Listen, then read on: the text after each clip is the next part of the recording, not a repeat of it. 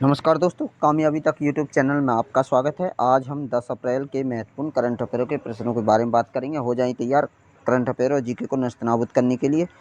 और इसकी पीडीएफ के लिए आप हमारे कामयाबी तक चैनल को सब्सक्राइब कर सकते हैं। टेलीग्राम चैनल है, इसकी पीडीएफ उस पर हम प्रतिदिन अपलोड कराते हैं।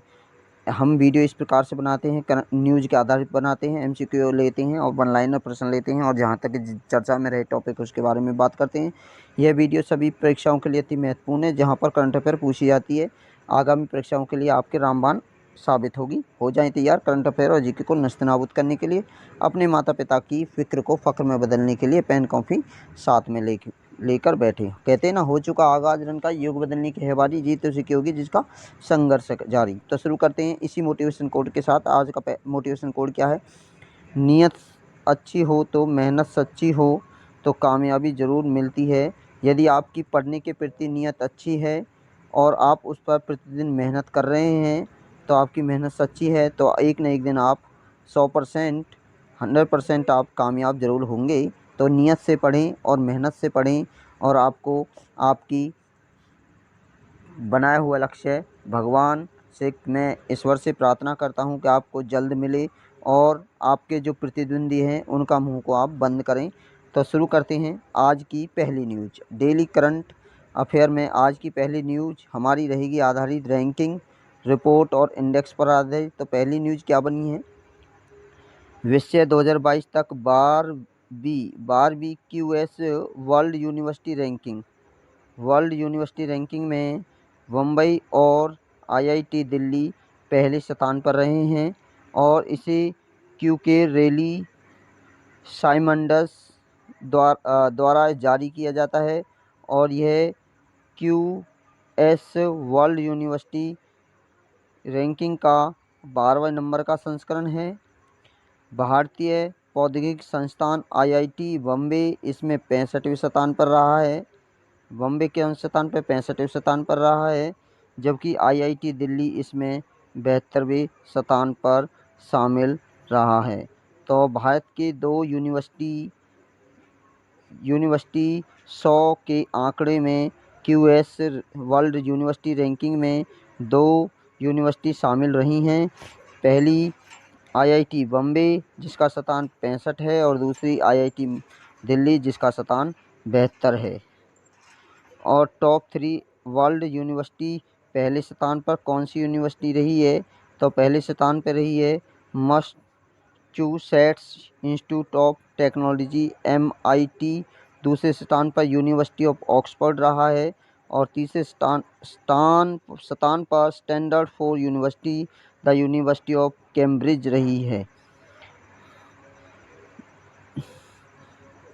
अब ये जो रैंकिंग है किस आधार पर जारी की गई है? तो आर्ट और ह्यूमैनिटीज़ के आधारित पर की गई है।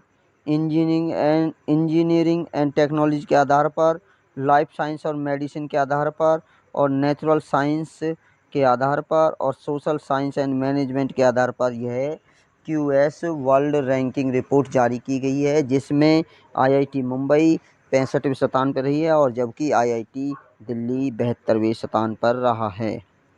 अब बात कर लेते हैं top university under each category की। प्रत्येक वर्ग में कौन कौन सी यूनिवर्सिटी टॉप में रही है। आर्ट और ह्यूमैनिटी में वर्ल्ड की यूनिवर्सिटी नंबर 1 पर रही है यूनिवर्सिटी ऑफ ऑक्सफोर्ड, जो यूनाइटेड किंगडम की यूनिवर्सिटी है आर्ट और ह्यूमैनिटीज़ पर। दूसरी इंजीनियरिंग एंड टेक्नोलॉजी के आधार पर मैसाचुसेट्स इंस्टीट्यूट ऑफ टेक्नोलॉजी रहा है, जो यूएसए अमेरिका में है।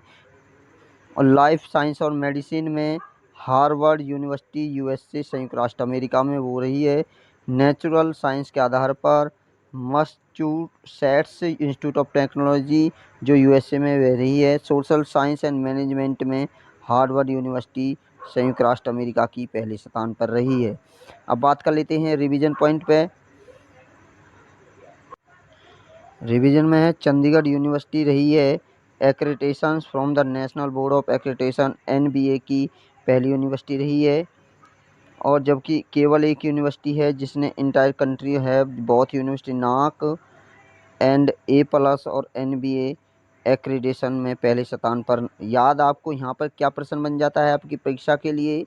आपकी परीक्षा के लिए प्रश्न बन जाता है नाक A+ और NBA एक्रीडेशंस में पहले स्थान पर कौन यूनिवर्सिटी आई है? तो उसका आंसर होगा चंडीगढ़ यूनिवर्सिटी रही है नाक A+ और NBA एक्रीडेशन के आधार पर। अब अगली खबर क्या बनी है? अगली खबर रहेगी अपॉइंटमेंट के आधार पर। तो अपॉइंटमेंट से पहली खबर क्या बनी है? केतनजी ब्राउन जैक्सन पहली अश्वेत महिला अमेरिकी सुप्रीम कोर्ट की जज बनी हैं। तो अमेरिका की पहली सुप्रीम कोर्ट की अश्वेत महिला जज कौन बनी है? तो ये ट्रिपल स्टार वाली न्यूज़ हो जाती है। तो ये बनी है केतनजी ब्राउन जैक्सन। कौन बनी है? केतनजी ब्राउन जैक्सन बनी है अश्वेत महिला अमेरिका सुप्रीम कोर्ट की जज। ट्रिपल स्टार वाला प्रश्न है। संयुक्त राष्ट्र अमेरिका सीनेट ने केतनजी ब्राउन जैक्सन को अमेरिका सुप्रीम कोर्ट में पहली अश्वेत महिला के रूप में पुष्टि की है। ट्रिपल स्टार वाला प्रश्न है, बिल्कुल आप नोट जरूर करें। जैक्सन थुर्गस मार्शल और क्लेरेंस थॉमस के बाद तीसरी अश्वेत न्यायाधीश रही है और छठी महिला। तो बात करें महिला के आधार पर छठी रही है और अश्वेत के आधार पर तीसरी महिला बनी है। जो पहले स्थान पर है जैक्सन और दूसरे स्थान पर है क्लेरेंस थॉमस। जज बैरेट 60 के बाद वह अदालत की दूसरी सबसे कम उम्र की सदस्य रही है। तो जज बैरेट सबसे कम उम्र की जज कौन है? तो जज बैरेट रही है। एक्स्ट्रा इन्फॉर्मेशन के बारे में बात करें तो कमला हैरिस अमेरिका की पहली अश्वेत महिला उपराष्ट्रपति बनी है। ये लाइन भी अति महत्वपूर्ण हो जाती है, ट्रिपल स्टार वाली है।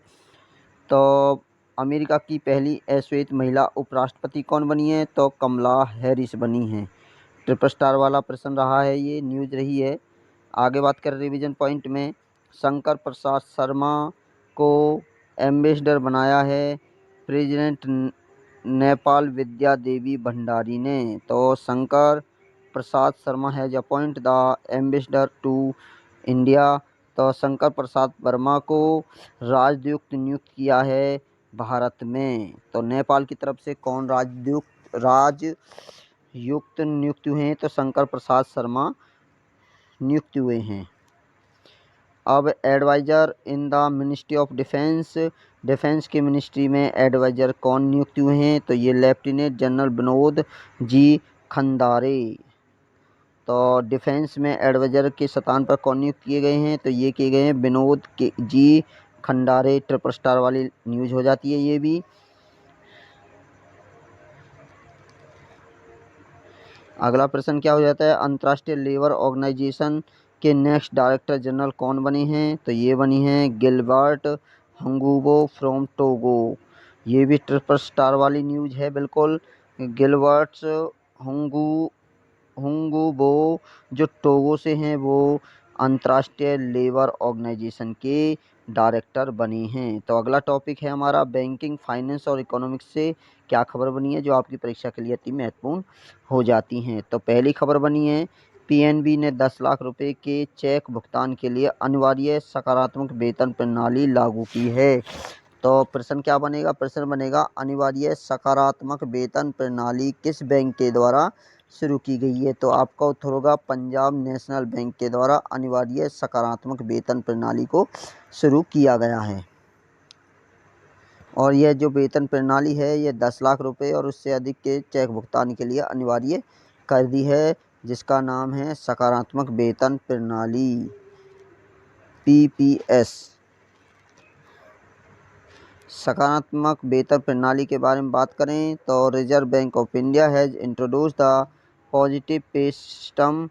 सकारात्मक वेतन प्रणाली 1 जनवरी 2021 से शुरू की गई थी, जिसमें लिमिट रखी गई थी 50,000 रुपये। अब पंजाब नेशनल बैंक के बारे में बात करें, बैंक के लिए अति महत्वपूर्ण हो जाती है ये खबर बैंकों की, और यहाँ तक कि ये खबर अर्थशास्त्र में भी पूछी जाती है। तो फाउंडर, इसकी जो स्थापना है वह 1894 में हुई। इसका हेडक्वार्टर नई दिल्ली में है। इसके वर्तमान MD और CEO हैं अतुल कुमार गोयल। पंजाब नेशनल बैंक की टैगलाइन है the name you can bank upon. Revision point के बारे में, Punjab national bank and Patanjali ने आपस में मिलकर एक क्रेडिट कार्ड लॉन्च किया है जिसका नाम है national payment corporation of India के साथ मिलकर को ब्रांड के काउंटलेस क्रेडिट कार्ड। तो किस किस ने? पंजाब नेशनल बैंक ने और पतंजलि आयुर्वेदिक लिमिटेड ने और NPCI बोले तो national payment corporation of India, इन तीनों के द्वारा एक काउंटलेस क्रेडिट कार्ड लॉन्च किया गया है। तो अगली खबर क्या रही है बैंकिंग फाइनेंस से? तो दूसरी खबर बनी है बीमा की पेशकश के लिए ICICI सिक्योरिटी और कवर स्टेक ने हाथ मिलाया है। तो बैंक की पेशकश के ICICI सिक्योरिटी के लिए किस किस बैंक ने हाथ मिलाया है? तो ये बैंक ने मिलाया है कवरस्टेक बैंक और ICICI बैंक के द्वारा बीमा की पेशकश के लिए। अगली खबर क्या बनी है? तो विश्व बैंक और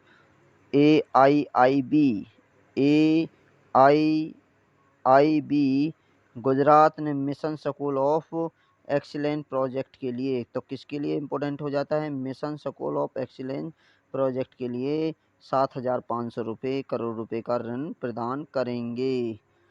तो कौन कौन से बैंक? ये है AIIB और वर्ल्ड बैंक दोनों मिलकर mission school of excellence project के लिए 7500 करोड़ रुपए का ऋण प्रदान करने वाले हैं। तो वर्ल्ड बैंक के बारे में बात करें तो विश्व बैंक और Asian infrastructure investment bank AIIB Asian infrastructure innovation bank और विश्व बैंक ने गुजरात के साथ मिलकर mission school of excellence project के लिए 7500 करोड़ रुपए का ऋण प्रदान किया है। एक्स्ट्रा इन्फॉर्मेशन की बात करें तो मिशन स्कूल ऑफ एक्सीलेंस परियोजना 2021 में शुरू की गई थी और इसके तहत गुजरात सरकार अगले 5 वर्षों में 10,000 करोड़ रुपए के खर्च करेगी। अब वर्ल्ड बैंक के बारे में बात करें, ये इम्पोर्टेंट हो जाता है।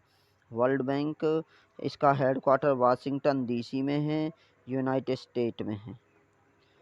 इसकी स्थापना जुलाई 1944 को ही। इसके वर्तमान प्रेसिडेंट है डेविड मालपास और CEO हैं अंशुला कांत और चीफ इकोनॉमिस्ट इसके हैं करमन रेन हार्ट। तो इम्पोर्टेंट हो जाता है वर्ल्ड बैंक की स्थापना और इसका हेडक्वार्टर वाशिंगटन DC में। अब रिवीजन पॉइंट के बारे में बात करें तो रिवीजन पॉइंट क्या रहा है? तो world bank international bank of reconstruction and the development has been issued the world conservation bond. तो वर्ल्ड कंजर्वेशन बॉन्ड इसने जारी किया है to support South Africa effort to conserve endanger species of black rhino. तो black rhino मतलब काले गैंडों के लिए wildlife conservation bond important news है, बिल्कुल ट्रिपल स्टार वाली है। मैं आपसे कहता हूं कि इस पर आप ट्रिपल स्टार लगा लें कि कोई प्रश्न आता है जो 100% की कैटेगरी में होता है। ये प्रश्न है किस बैंक ने वन्यजीव संरक्षण बॉन्ड जारी किया है? तो इसका आंसर होगा वर्ल्ड बैंक, जिसका पुराना नाम था international bank for reconstruction and development bank. और क्यों किया गया है? तो ये ब्लैक राइनोसोर की रक्षा के लिए किया गया है। तो अगली खबर क्या बनी है बैंक फाइनेंस से? तो अगली खबर बनी है भारतीय रिजर्व बैंक की मौद्रिक नीति 2022 जारी की है। तो प्रमुख दरें अपरिवर्तित रही हैं। भारत की रिजर्व बैंक मौद्रिक नीति किसने जारी की है? तो ये भारतीय रिजर्व बैंक ने जारी की है। क्या विशेषता रही है इसकी? इसमें रेपो रेट 4% रहने का अनुमान लगाया है, अपरिवर्तित रहेगी और रिवर्स रेपो रेट इसमें 3.35% रहेगी। तो इससे क्या वर्षा भारतीय रिजर्व बैंक के द्वारा मौद्रिक नीति जारी की है जिसमें कोई परिवर्तन नहीं हुआ है। तो इसमें दो इम्पोर्टेंट पॉइंट रेपो रेट और reserve repo rate. Repo rate के द्वारा 4.0% है जबकि रिजर्व रेपो रेट के द्वारा 3.35% है। अब कुछ अन्य रिपोर्ट के बारे में बैंक रेट के द्वारा 4.225 रहेगी। कैश रिजर्व रेशियो इसका CRRE 4% रहेगी। स्टैट्यूटरी लिक्विडिटी रेशियो SLR इसका 8% रहा है। आगे राष्ट्रीय न्यूज़ में क्या क्या खबर बनी है। पहली न्यूज़ बनी है NCW लॉन्च मानव तस्करी रोधी प्रकोष्ठ को शुभारंभ किया। तो मानव तस्करी रोधी प्रकोष्ठ का शुभारंभ किसने किया? तो ये NCW के द्वारा, किसके द्वारा? NCW के द्वारा लॉन्च किया गया है। अगली खबर, अब इसकी फुल फॉर्म हो जाती है, NCW की फुल फॉर्म हो जाती है national commission for women. National commission for women इसकी फुल फॉर्म। इसकी स्थापना 1992 में, हेडक्वार्टर नई दिल्ली में है और इसके चेयरपर्सन है रेखा शर्मा। रिवीजन पॉइंट के बारे में बात करें, माननीय प्रधानमंत्री ने कौन से नंबर का national commissioner for women's programme foundation जारी किया? तो ये 30वें नंबर का है। किसने इनॉग्रेट किया था या किसने जारी किया? तो माननीय प्रधानमंत्री ने। अगली खबर बनी है ARIA.AG संयुक्त राष्ट्र ग्लोबल कॉम्पैक्ट नेटवर्क इंडिया में शामिल। तो ARIA-AG संयुक्त राष्ट्र ग्लोबल कॉम्पैक्ट नेटवर्क के यहाँ शामिल किया गया है। तो ये इंडिया में शामिल किया गया है। तीसरी न्यूज बनी है खेल मंत्रालय ने 2022 में खेल में डोपिंग उन्मूलन के लिए यूनेस्को कोष में 72,124 अमेरिकी डॉलर जारी किए हैं। तो किस मंत्रालय ने डोपिंग उन्मूलन के लिए यूनेस्को में डॉलर जारी किए? तो इसका उत्तर हो जाएगा खेल मंत्रालय के द्वारा। अगली खबर बनी है माननीय प्रधानमंत्री मुद्रा योजना के 7 साल पूरे हो चुके हैं। तो यह योजना 2015 में माननीय प्रधानमंत्री के द्वारा जारी की गई थी। अब बात कर लेते हैं स्पोर्ट्स न्यूज़ से क्या बनी है, खेलों से। पहली न्यूज़ बनी है भारत 2023 में एशिया जूनियर अंडर 20 पुरुष और महिला और कैडेट अंडर 17 लड़कों लड़कियों की तलवारबाजी चैंपियन की मेज़बानी करेगा। ये खबर ट्रिपल स्टार वाली खबर हो जाती है, बिल्कुल ट्रिपल स्टार वाली। तो एशियाई जूनियर अंडर 20 पुरुष और महिला कैडेट अंडर 17 लड़कियों की तलवारबाजी चैंपियनशिप की मेज़बानी कौन सा देश करेगा? तो ये करेगा अपना इंडिया। और कब? 2023 में होने वाले हैं, उनकी मेज़बानी करने वाला है। अब रिवीजन पॉइंट बात करें तो इंडिया FID चीज़ ओलंपिक। तो इम्पोर्टेंट, ये भी ट्रिपल स्टार वाली न्यूज़ निकल के आई है, आज ट्रिपल स्टार वाली है। मैं आपसे वादा करता हूँ आप प्रतिदिन वीडियो को जरूर देखा करें। तो भारत ने FID क्या FIDE चेस ओलंपिक की मेज़बानी भी करने वाला है। FIDE चेस ओलंपिक की मेज़बानी कौन सा देश करेगा 2022 की? तो यह भारत करेगा। कहाँ? चेन्नई के अंदर। और खेलो इंडिया गेम्स 2023 की मेज़बानी कौन करेगा? तो खेलो इंडिया 2023 की गेमों की मेज़बानी करेगा कर्नाटक। ट्रिपल स्टार वाली है, बिल्कुल आप इसे नोट ज़रूर करें। ट्रिपल स्टार वाली न्यूज़ है, बनी है। और जो हमने पिछले न्यूज़ बताई थी तलवारबाजी चैंपियनशिप की 2023 की मेज़बानी भारत करेगा, ये भी इम्पोर्टेंट प्रश्न हो जाता है। तो अगले प्रश्न डिफेंस न्यूज़ से क्या बनी है, भारत और किर्गिस्तान। तो इम्पोर्टेंट हो जाता है भारत और किर्गिस्तान के मध्य कौन सा युद्ध अभ्यास हुआ है? तो ये है खंजर 2022 हुआ है। और पूछे कौन से नंबर का? तो ये 9वें नंबर का होता है। ये भी ट्रिपल स्टार वाली न्यूज़ निकल के आई है, बिल्कुल। तो खंजर 2022 का 9वां संस्करण किसके मध्य हुआ? तो इसका आंसर होगा भारत और किर्गिस्तान के मध्य। तो क्वेश्चन ऐसे भी पूछ सकते हैं, खंजर 2022 किस किस के देशों के मध्य? भारत किर्गिस्तान। ये पूछ सकते हैं कि कौन सा संस्करण हुआ? तो ये 9वां संस्करण हुआ। और जो ये 9वां संस्करण पूछे कहाँ हुआ? तो हिमाचल प्रदेश में हुआ है। ध्यान रखें, बिल्कुल 4 प्रश्न आएंगे इससे। कौन सा संस्करण है? 9वां। खंजर 2022 किसके मध्य हुआ है? ये भारत और किर्गिस्तान और भारत के मध्य कौन सा हुआ? ये इंपॉर्टेंट। अब ट्रिपल स्टार वाले रिवीजन पॉइंट है, बिल्कुल आप नोट जरूर करें। तो पहला पॉइंट है लिमिटेड 2022 युद्धाभ्यास किसके मध्य हुआ है और कौन से नंबर का है? तो 9वें तो है नंबर का, और यह भारतीय एयर और स्केल स्केल डिफेंस फोर्स के मध्य हुआ है। सेशेल्स याद रखें बिल्कुल, लिमिटेड 2022 भारत और सेशेल्स के मध्य, इंडिया और सेशेल्स के मध्य हुआ है, और कौन से नंबर का? 9वें नंबर का रहा है। अगला न्यूज है, इंपॉर्टेंट है, ट्रिपल स्टार वाली लाइन है, ये जो रिवीजन है ट्रिपल स्टार वाली है, बिल्कुल भाई नोट जरूर करें, आपसे रिक्वेस्ट है मेरे भाई बहनों। तो अगला हम नाटो ने कोल्ड रेस्पॉन्स 2022 जो मैसिव मिलिट्री ड्रिल है वह कहाँ की गई है? तो ये नाटो ने नॉर्वे के अंदर की है। अगली है, नाटो ने नेपच्यून स्ट्राइक 2022 का युद्धाभ्यास किया है, तो ये कहाँ किया है? ये मेडिटेरियन सागर में किया है। कहाँ किया है? मेडिटेरियन सागर में। और कितने दिन का रहा है? 12 दिन का। अगला आता है प्रश्न, धर्म गार्जियन युद्धाभ्यास किसके मध्य हुआ है? तो धर्म गार्जियन युद्धाभ्यास भारत और जापान के मध्य हुआ है। याद रखें बिल्कुल, भारत और जापान के मध्य। मेरी सर्कल पर आप विशेष ध्यान दें, भारत और जापान के मध्य कौन सा युद्धाभ्यास हुआ है? तो ये हुआ है धर्म गार्जियन। और पूछे कहाँ हुआ है? तो यह चेन्नई के अंदर हुआ है। अगला प्रश्न हो जाता है, स्लिनेक्स युद्धाभ्यास का 9वां संस्करण किस किस के मध्य हुआ है? तो ये भारत और श्रीलंका के मध्य हुआ। पूछे कहाँ हुआ? तो ये आंध्र प्रदेश के विशाखापट्टनम में हुआ।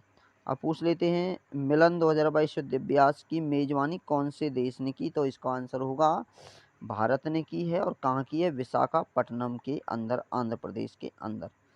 अगली खबर क्या बन जाती है? अगली खबर है, एक्सरसाइज कोबरा वॉरियर 2022 भारतीय वायुसेना, याद रखें, AIAR Indian air force, F Indian air force और यूके यूनाइटेड किंगडम के मध्य एक्सरसाइज कोबरा वॉरियर किया गया है। अब पूछें, एस्टन ब्रिज 6 किसके मध्य हुआ है? तो यह पूछे किसके मध्य हुआ? तो यह हुआ भारतीय वायुसेना और एयरफोर्स ऑफ रॉयल एयरफोर्स के मध्य हुआ। पूछे कहाँ हुआ? तो ये राजस्थान के जोधपुर में हुआ। अब संधि से क्या खबर रही है, कौन किसके साथ मिला है, पार्टनरशिप की एग्रीमेंट। तो पहली खबर बनी है, अमेजॉन ने अपने उपग्रह इंटरनेट समूह को लॉन्च करने के लिए प्रोजेक्ट कुइपर के लिए 3 फर्मों के साथ समझौता हस्ताक्षर किए हैं। तो पाइपर कुइमर समझौता किसके मध्य हुआ है? तो अमेजॉन और अमेजॉन ने किया है। याद रखें बिल्कुल, अमेजॉन के बारे में बात करें तो अमेजॉन की स्थापना 1994 में हुई। इसका हेडक्वार्टर वाशिंगटन यूनाइटेड स्टेट में है। और एंडी जैसी इसके वर्तमान प्रेसिडेंट और सीईओ हैं। अगली खबर क्या बनी है, IFSCA ने गिफ्ट GBFL ने फिनटेक पारिस्थितिकी तंत्र को मजबूत करने के लिए GBFL लिमिटेड के साथ समझौता। इतनी इंपॉर्टेंट नहीं, इस खबर को आप बिल्कुल ना करें तो बेटर ही है।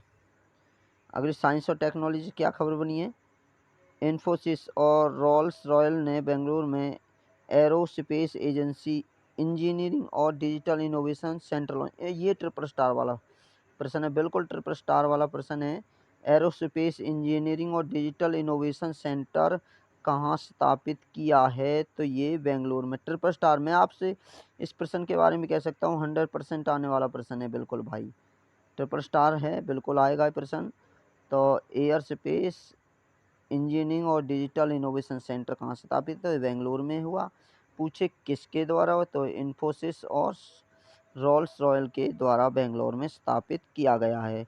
तब इन्फोसिस के बारे में जान लेते हैं। इसकी स्थापना 2 जुलाई 1981 को हुई। हेडक्वार्टर इसका बेंगलुरु में है।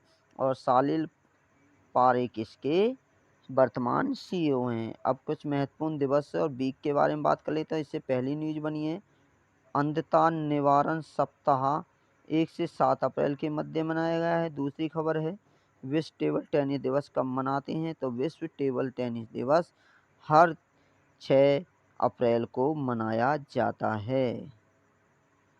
अब स्टेट और राज्य से क्या खबर बनी है, स्टेट से राज्य बनी खबर बनी है। तमिलनाडु ने राज्य शिक्षा नीति तैयार करने के लिए 3 सदस्यीय पैनल की गठन किया। ये भी इम्पोर्टेंट प्रश्न हो जाता है। मैं आपको इसको 100% तो नहीं कहता, लेकिन ये 90% से 100% के अंतर में आने वाला प्रश्न है। स्टार जरूर लगाएंगे हम, डबल स्टार लगाते हैं, डबल स्टार वाला प्रश्न है कि राज्य शिक्षा नीति तैयार करने के लिए तमिलनाडु सरकार ने कितने सदस्यों का पैनल तैयार किया है, तो 13 सदस्यों का पैनल तैयार किया गया है।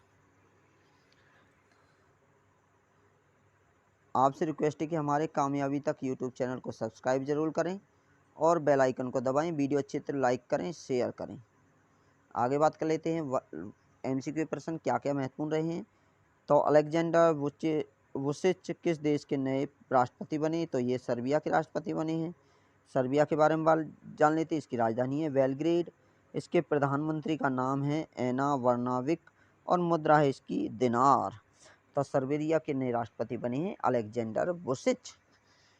सर्बिया की बेलग्रेड तो है राजधानी, वर्नाविक इसके हैं प्रधानमंत्री और दिनार इसकी है मुद्रा। हाल ही में नियुक्त राष्ट्रपति और प्रधानमंत्री, तो चिली के सबसे युवा राष्ट्रपति ट्रिपल स्टार वाला हो जाता है, तो इसका नाम है बोरिक। हंगरी की प्रथम महिला राष्ट्रपति इंपॉर्टेंट हो जाता है, इसका नाम है कैटलिन नोवाक, ट्रिपल स्टार है। एस्टोनिया की पहली महिला प्रधानमंत्री इंपॉर्टेंट हो जाता है, काजा कलास। ट्यूनीशिया की पहली महिला प्रधानमंत्री नजला बोर्डेन, इंपॉर्टेंट है ये भी। माल्टा के नए प्रधानमंत्री रॉबर्ट अबेला। और तुर्कमेनिस्तान के नए राष्ट्रपति चर्चा में रहा है तुर्कमेनिस्तान, क्योंकि भारत के राष्ट्रपति इंपॉर्टेंट हो जाता है। ट्रिपल स्टार वाला प्रश्न हो जाता है, क्योंकि भारत के राष्ट्रपति रामनाथ कोविंद पहली बार ऐसे पहले भारतीय बने हैं, राष्ट्रपति ही बने हैं जिन्होंने तुर्कमेनिस्तान की यात्रा की है, इसलिए इंपॉर्टेंट हो जाता है। इसके राष्ट्रपति हैं सरदार। दक्षिण कोरिया के नए राष्ट्रपति बने हैं यून सुक येओल। दूसरा प्रश्न है केंद्रीय संस्कृति मंत्री मीनाक्षी लेखी, तो केंद्रीय संस्कृति मंत्री कौन है, तो पहला प्रश्न ये बनता है मंत्री मीनाक्षी लेखी है। द्वारा हिंदू मंदिर के अनुष्ठानों को लाइव देखने के लिए लॉन्च किए गए पोर्टल का क्या नाम है, इंपॉर्टेंट प्रश्न है, ट्रिपल स्टार लगा सकते हैं इसमें। तो अनुष्ठानों को लाइव देखने के लिए टेम्पल 360 पोर्टल लॉन्च किया है, ट्रिपल स्टार लगा लें इस पे। ये भी इम्पोर्टेंट प्रश्न है। अगला प्रश्न, एशियाई विकास बैंक एडीबी के अनुसार चालू वित्त वर्ष 2022-23 में भारत की वृद्धि दर कितने प्रतिशत रह सकती है, तो ये 7.5% तक रहने का अनुमान लगाया है। कुछ महत्वपूर्ण फैक्ट जान लेते हैं। एडीबी इंपॉर्टेंट है भाई, ट्रिपल स्टार लगा लें, क्योंकि एशियन विकास बैंक एशियाई डेवलपमेंट बैंक आ जाता है, जिसकी स्थापना 19 दिसंबर 1966 को हुई।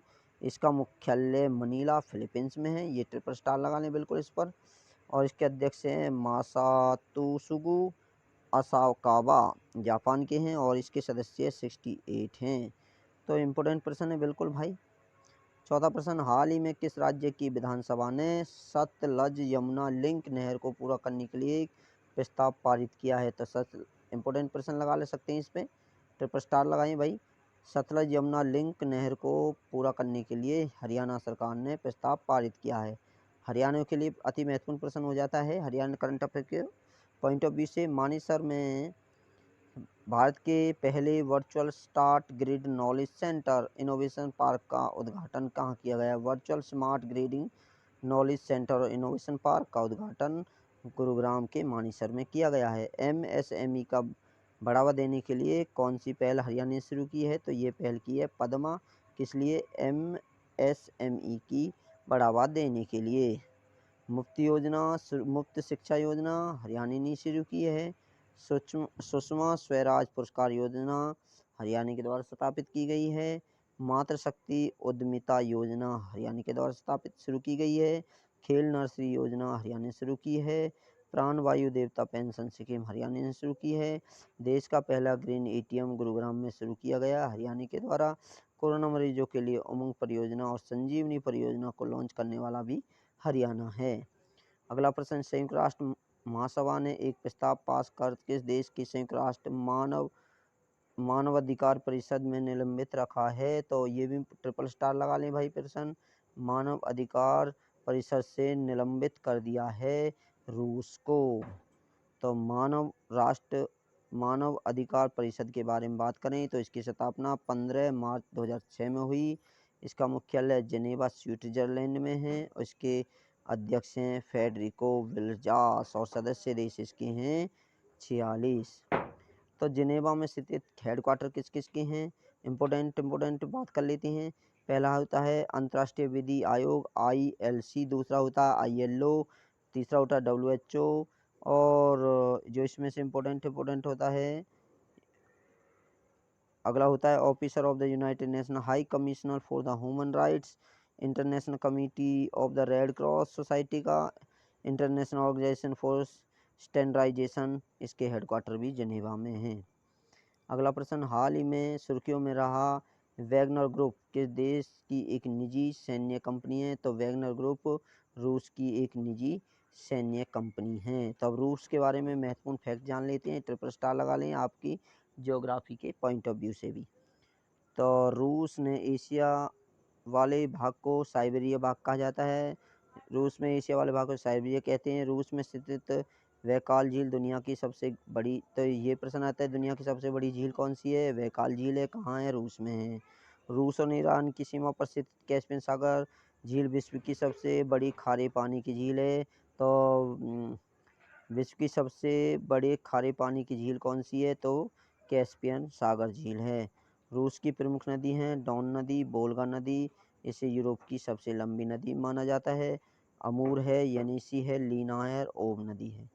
दुनिया का सबसे लंबा रेलमार्ग जिसका नाम है साइबेरियन, ये कहाँ है, ये भी रूस में स्थित हो जाता है। रूस के प्रमुख शहरों में रूस के बारे में बात करें तो रूस के प्रमुख शहर कौन कौन सी नदी के किनारे हैं, तो मार्को शहर मोरक्का नदी के किनारे, इसके नाम पर इसका नाम पड़ा। स्टालिनगार्ड वोल्गा नदी के किनारे है। लेनिनगार्ड नेवा नदी के किनारे स्थित है। रूस की राजधानी है मोस्को जो मोरस्का नदी के किनारे है। रूस के राष्ट्रपति का नाम है व्लादिमीर पुतिन। इसकी जो संसद है उसका नाम है ड्यूमा और इसकी मुद्रा का नाम है एशियन रूबल। अगला प्रश्न, किस देश ने हाइड्रोजन जलाकर ग्रीन स्टील का उत्पादन करने के लिए एक पायलट प्रोजेक्ट शुरू किया है, तो ट्रिपल स्टार लगा लें भाई, बिल्कुल इस पर ट्रिपल स्टार वाला प्रश्न हो जाता है ये। हाइड्रोजन को जलाकर ग्रीन स्टील का उत्पादन किस देश ने किया है, तो ये किया है स्वीडन ने। तो महत्वपूर्ण स्वीडन के बारे में, स्टॉकहोम इसकी राजधानी है। यह इसके सम्राट हैं कार्ल जो 16वें गुस्ताफ हैं। प्रधानमंत्री इसका मगदलेना एंडरसन। संसद इसका रिक्सडैग है और इसकी मुद्रा का नाम है क्रोना। अगला प्रश्न हो जाता है, विश्व स्वास्थ्य संगठन ने जलवायु गुणवत्ता डेटाबेस एयर क्वालिटी डेटाबेस के अनुसार दुनिया का कितना प्रतिशत आबादी अस्वस्थ हवा में सांस लेता है, तो अस्वस्थ हवा में जो सांस लेता है वह 99% आबादी सांस लेती है। किसके द्वारा, विश्व स्वास्थ्य संगठन। ट्रिपल स्टार लगा लें इस प्रश्न पर बिल्कुल। अगला प्रश्न, निम्न में से किस राज्य की सरकार ने मुख्यमंत्री उद्यम क्रांति योजना शुरू की है, तो उद्यम क्रांति योजना मध्य प्रदेश के द्वारा शुरू की गई है। बात कर लेते हैं मध्य प्रदेश के करंट अफेयर। ऊर्जा साक्षरता अभियान मध्य प्रदेश लॉन्च किया। भारत का सबसे स्वच्छ शहर इंदौर लगातार 5वीं बार बना है। हबीबगंज रेलवे स्टेशन का नाम बदलकर रानी कमलापति रेलवे स्टेशन रख दिया है। मुख्यमंत्री राशन आपके द्वारा योजना मध्य प्रदेश ने शुरू की है। लाडली लक्ष्मी योजना मध्य प्रदेश ने शुरू की है। देवरन्य योजना मध्य प्रदेश ने शुरू की है। वाटर प्लस प्रमाणित भारत का पहला शहर इंदौर है। पाताल पानी रेलवे स्टेशन का नाम बदलकर ट्यूटुमा मामा रेलवे स्टेशन रख दिया है। 10वां प्रश्न, निम्न से किसने मानव तस्करी विरोधी सेल शुरू की है, तो इम्पोर्टेंट प्रश्न होता है, ट्रिपल स्टार लगा लें। तो मानव तस्करी विरोधी सेल राष्ट्रीय महिला आयोग के द्वारा शुरू की गई है। तो राष्ट्रीय महिला आयोग का गठन 1992 में हुआ। इसके अध्यक्ष हैं रेखा शर्मा। ट्रिपल स्टार हो जाता है क्योंकि ये वर्तमान बनी है और मुख्यालय इसका हेडक्वार्टर में है। तो राष्ट्रीय महिला आयोग का गठन 1992 में हुआ।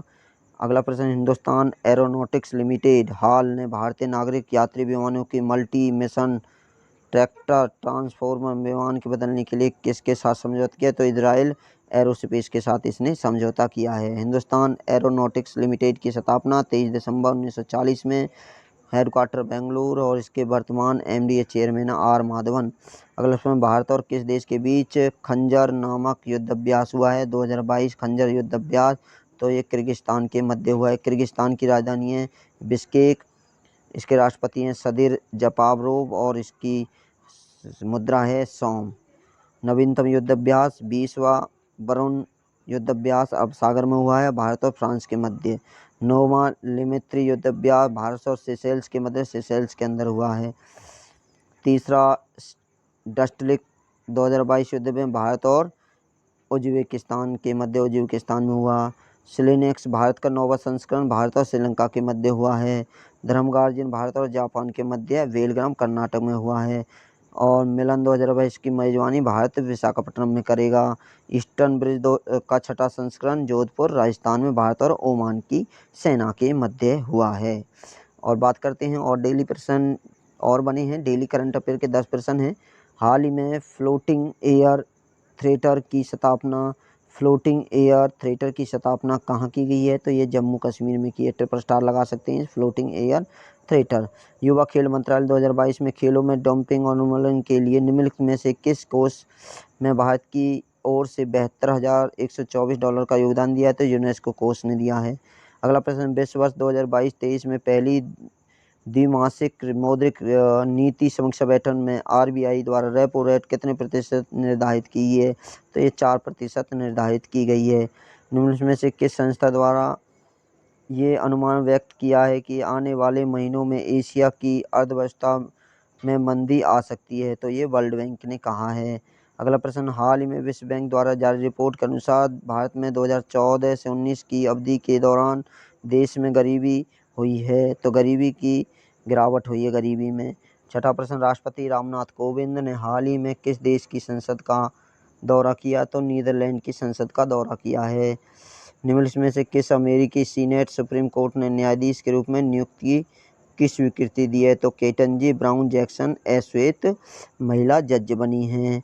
सहकारिता नीति पर राष्ट्रीय सम्मेलन हाल ही में कहाँ आयोजित किया गया? तो सहकारिता नीति में राष्ट्रीय आंदोलन नई दिल्ली में आयोजित किया गया। अगला प्रश्न, अवसर नामक पहल निम्नलिखित में से किसके द्वारा शुरू की गई? तो भारतीय विमानपत्तन प्राधिकरण के द्वारा शुरू की गई है अवसर पहल। निम्नलिखित में से किस देश की आतंकरोधी अदालत में मुंबई आतंकी हमले में साजिश रचने वाले हाफिज सईद को 31 वर्ष कारावास की सजा सुनाई है? तो हाफिज सईद को 31 वर्ष की कारावास सुनाई। वे पाकिस्तान से संबंध रखते हैं। तो बात करते हैं वन लाइनर प्रश्न।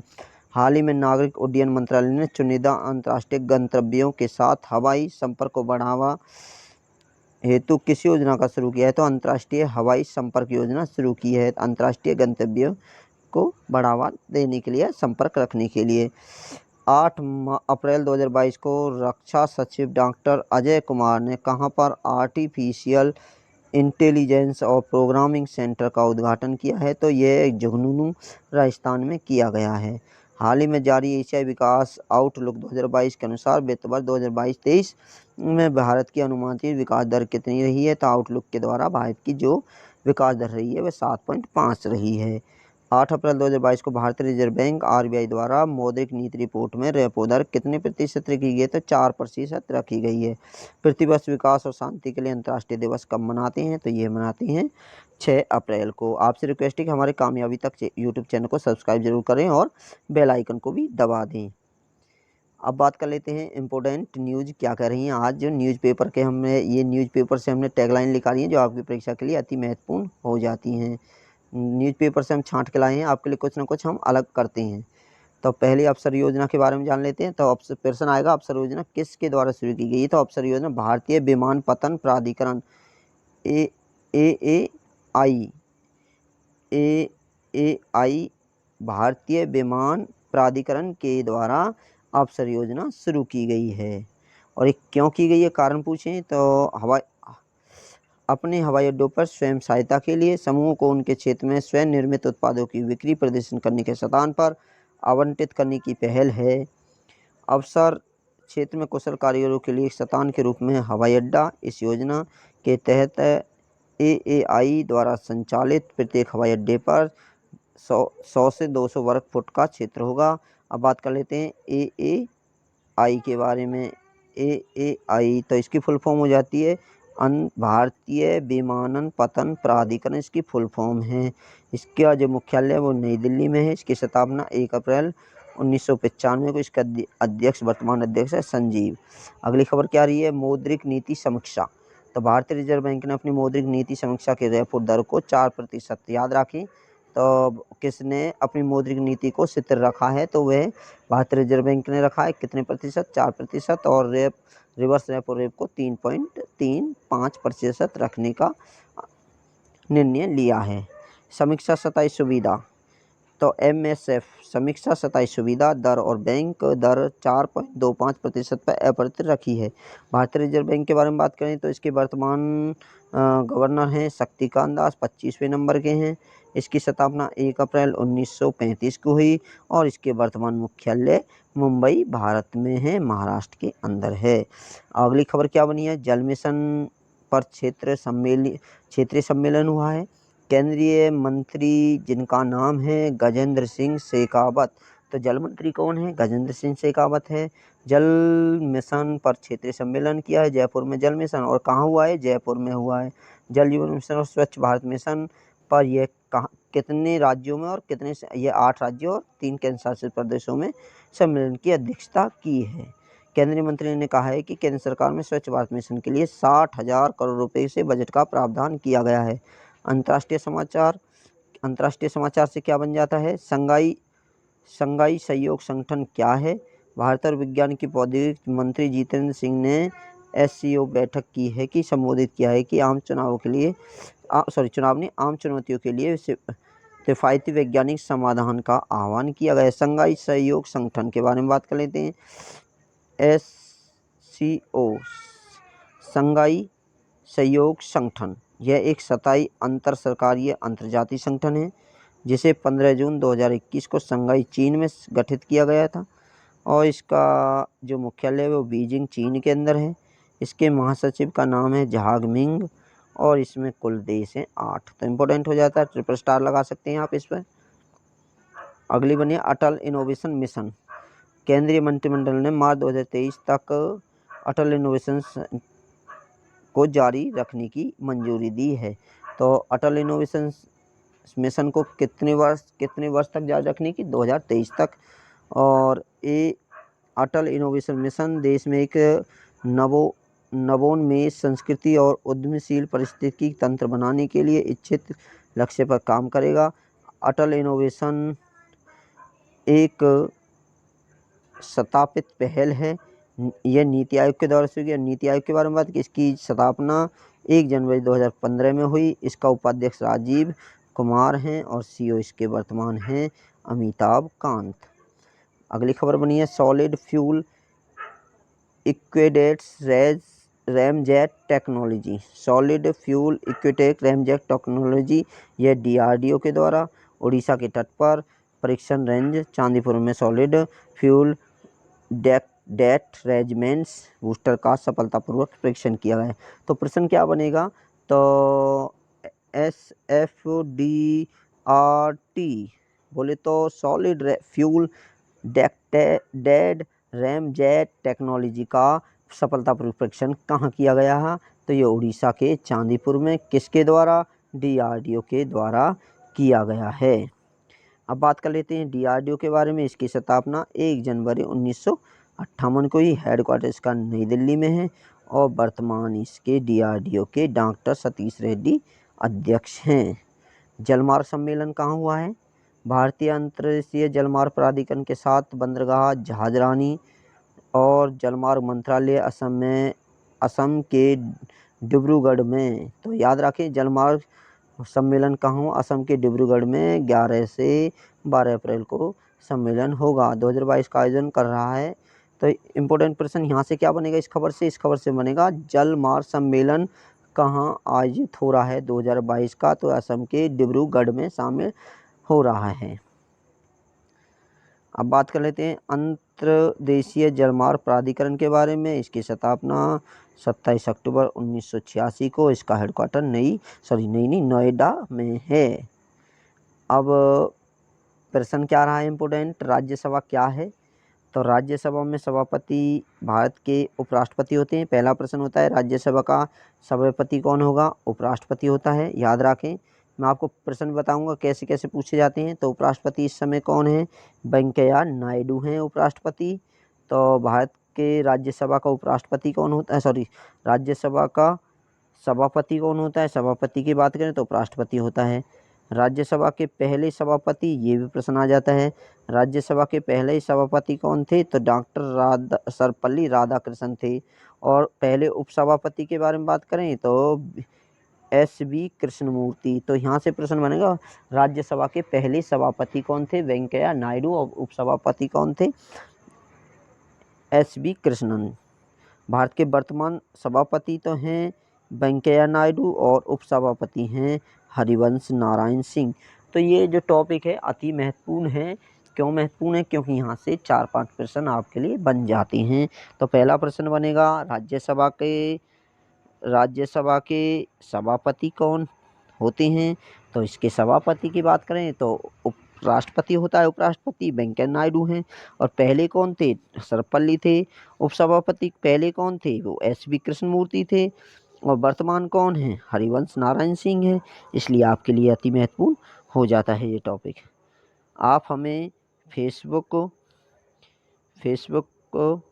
इंस्टाग्राम, कोऐप, मौज ऐप और यहाँ तक कि आप हमें MX टकाटक ऐप है उस पर भी फॉलो कर सकते हैं। हमारे चैनल का नाम है कामयाबी तक। आपको जो इसका लिंक है वो आपके डिस्क्रिप्शन में मिल जाएगा। और आप हमारे टेलीग्राम नंबर से जुड़ सकते हैं जिसका नंबर है 980 277 26 12 9027726112। यदि वीडियो आपको अच्छी लगी हो तो वीडियो को लाइक करें, शेयर करें, कमेंट करें। और कामयाबी तक यूट्यूब चैनल पर नए हैं तो जल्दी से सब्सक्राइब करें और बेल आइकन को ज़रूर दबा दें। डेली फ्री PDF पाने के लिए हमारे टेलीग्राम ग्रुप से जुड़ सकते हैं जिसका नंबर है ये। वीडियो देखने के लिए आप सभी को धन्यवाद और अपना प्यार हमारे लिए बनाए रखें। और आप हमारी वीडियो को लाइक ज़रूर करें, शेयर करें और कमेंट करें ताकि हम आपके लिए कुछ और बेहतर कर सकें। कल हम मार्च की सभी महत्वपूर्ण खबरें जो आपकी परीक्षा के लिए अति महत्वपूर्ण होंगी उन्हें लाने वाले हैं। देखना न भूलें कामयाबी तक यूट्यूब चैनल पर। Thank you.